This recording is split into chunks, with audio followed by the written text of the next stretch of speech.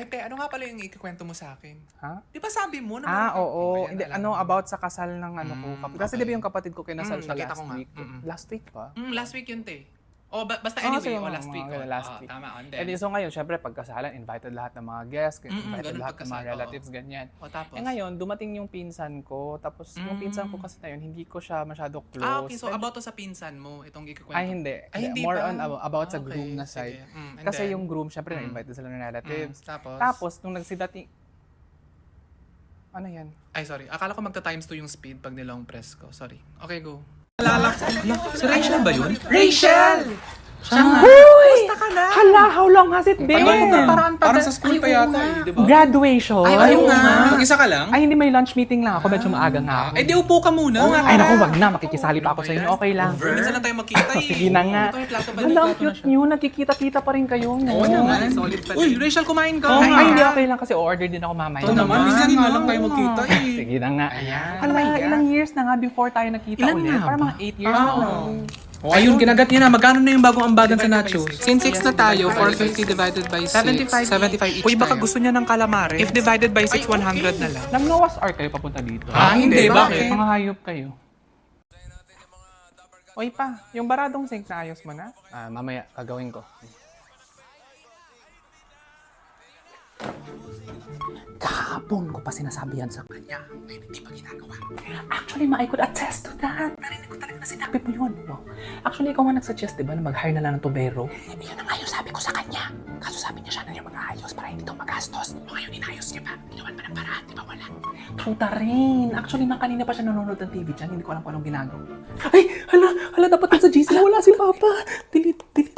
Kaya nga, kaso sabi niya kaya niya daw na siya yung gumawa para hindi daw magastos. O ngayon, nagawa pa na ayos. Ay, ang ganda pala. Oo, hindi maganda dun sa pinagtatrabuhoan ko. Magto 2 years na ako dun. Tapos maganda Sige din yung na, tanungin mo benefits. na. Actually, Sandali ang recommend lang, sa akin yun. Yung classmate ko. Iho? Yes, po? Ay, hindi naman sa curious lang. Gusto lang namin sana malaman. Straight ka ba? Installment po. Ang nag-recommend sa akin yun is yung classmate Ano yun, may bayad? Ewan ko, di ba LGBT plus lang yun? Kaya siguro may plus kasi may mga hidden charges. Kaya siguro masipag yung mga LGBT plus. May bayad pala yun. Para sa'yo. Kain na tayo. Ako nagluto niya, no? Wow, pansit. Kasos, nawala yung ngiti mo nung may nakita kang carrot. Okay lang. I love veggies on the side naman. Wow, nag-veggies ka na? Like literally, nilalagay ko sa side. Hindi ko kasi bet. Kaya magulay ka, healthy ah. Mm, At saka ayoko. sa edad natin, you should consume more greens. Hindi counted ang matcha. Ay, sorry. Bak lang to. Ang tagal. Sumagot ka.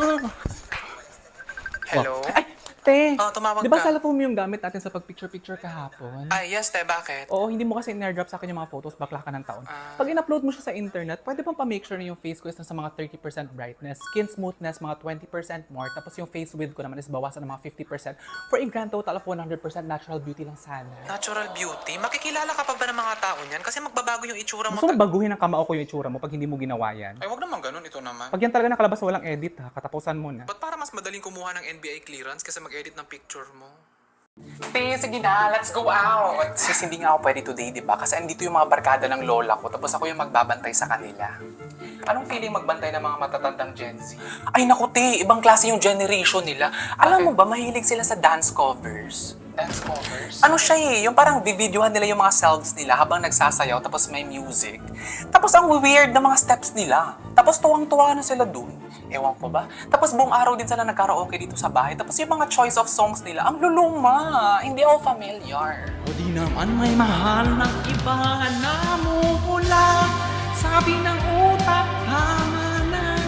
Ayaw paawat ng aking na. Tapos ito pa, meron silang mahilig inumin na color green. Matcha! Yan! Matcha! Oo! Actually, favorite din yan ng lola kong Gen Z kasi sikat daw yan sa panahon nila Talaga? dati. Mukhang hindi masarap. Tapos alam mo ba tayo na ang lakas maka-VIP ng lola ko? Taray, generational wealth. Ay hindi! Ang ibig ko sabihin is Shopee VIP!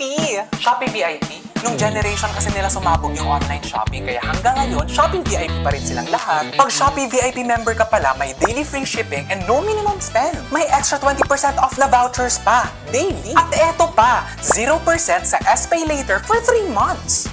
Apo? La? Pwede mo pa kami videohan ng friends ko? Mag-fit check sana kami. Ha? Fit check ba? Ano nangyari sa mga paa ninyo? Ha? Pati may masakit? Ha? Pati, ang kukulit nyo kasi. Saan yung masakit? Okay, but one of the 12 apostles betrayed Jesus. Judas.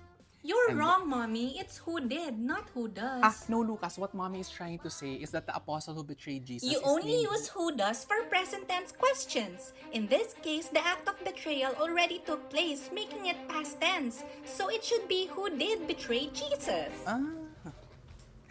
Love? Oh, yes love, bakit? Pwedeng pa-check kung pwede 2 beses binyagan yung bata. Ha? Happy birthday to you. Make a wish! Make a wish! Make a wish! Make a wish!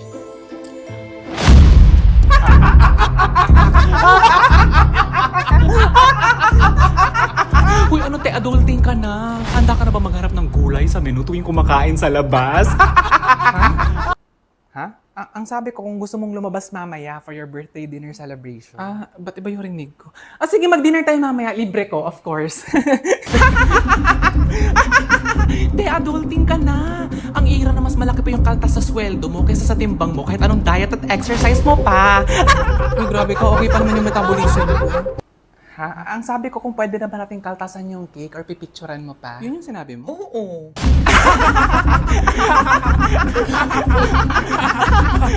Ano te, trendahin ka na. Sigurado paghahanapin ka sa mall, nakatambay ka lang sa grocery. O hindi naman kaya sa furniture shop, naghahanap randomly ng mga bedsheet or table lamp. Uy, masaya yun. Lalo na kung nasa SM Home ka. Ha? Yes, kasi nasa SM Home, lahat ng home essentials. Kompleto pala sa SM Home. Naku, pupuntahan ko kaagad yan mamaya. Bukod sa high-quality home products, reasonable prices pa so you can afford the kind of home that you want. Excellent service pa dahil sa mga taga-SM Home na ready to assist you anytime. SM Home talaga is my trusted partner in creating my dream home. Oh. Pero te, okay ka lang ba? Kasi parang kanina ka pa hindi mapakali. Ay, hindi, okay na. Hindi kasi kanina ang weird. Kasi after ko nag-blow ng cake, parang feeling ko nagbago bigla yung mundo ko. Parang feeling ko ang dami ko ng responsibilidad. Feeling ko ang tanda ko na. Tapos... Wow. Okay, girls, this is a judgment-free zone, ha? Lahat pwedeng mag-share. Okay, music, go. Mga te, pinabawi ko na yung sinabi ko na gusto ko ng mga bad boy. I mean, cute naman sa start kasi exciting, alam mo yun. Pero nakakapagod din pala pag nalaman mong totoong masama yung ugali nila. Nakipagsuntukan ba naman si Chester kahapon sa traffic enforcer kahit mali niya? Sa kulungan na naman kami nagmansari for the 3rd time. Ayan, bad boy pa more. Wow, yung hiya naman ako sa mga tipo ng lalaki mo na mga pa-mysterious ko, no? Ano ka ngayon? Ayoko na rin na mysterious! Ayoko na! Bakit eh? I mean, cute din siya sa start kasi para matcha-challenge ka na kilalanin yung person. Pero talaga ba, magto 2 years na kami ni Marvin, hanggang ngayon hindi ko pa kilala yung pamilya at saka friends niya. Hindi nga ako lumalabas sa stories niya, hindi pa daw siya ready. Ay, halate, daig ka pa nung alaga niyang aso, no? Nakasama niya sa profile pic niya. Compare ba naman ako sa aso? Kamusta naman yung mga type of guys mo na mga carefree lang sa buhay? Uy, okay naman yung mga lalaking ganun, yung parang wala silang pake sa sinasabi ng iba. Pero, ang issue ko lang naman kay Andrew is wala din siyang pake sa hygiene niya. Sinabihan mo ba siya? Sinabi ko, pero from afar, kasi medyo may amoy nga. Kaya nga sabi ko sa kanya, Andrew, gumamit ka na ng Colgate Total. Kasi at least twice a day lang naman to. Tsaka bukod sa breath issues, kaya din itong i-address ang 8 top oral health concerns. Importante kasi talaga ang prevention para hindi na humantong sa oral health problems. Kaya bago pa mangyari yun, i-prevent na kaagad with Colgate Total. At least Colgate Total lang pala yung solusyon sa problema mo. Te, kung kaya ng Colgate Total yung bad breath, kaya niya ba yung bad boy? Kaya ba ng Colgate ipaglaban ako ni Marvin? Oo. Te, toothpaste ang Colgate, hindi therapist. Pinagsasabi. Sayang naman.